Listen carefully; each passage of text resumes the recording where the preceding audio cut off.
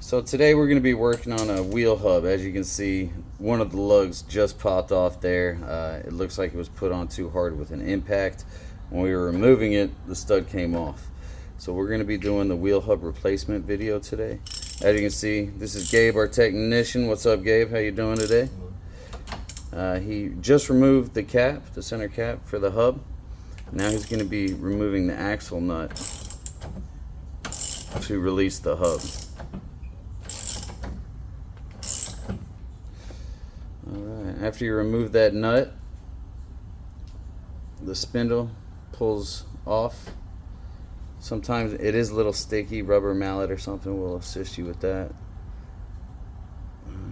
Then you take the new hub. It's the assembly does come with the bearings.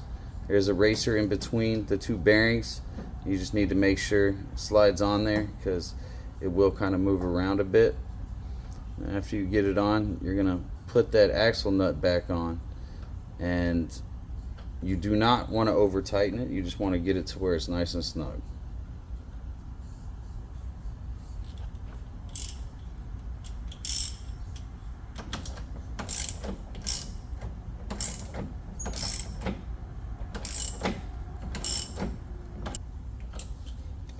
Alright, now that we have that nice and snug, spins freely with no wobble, now we are ready to reinstall the tire.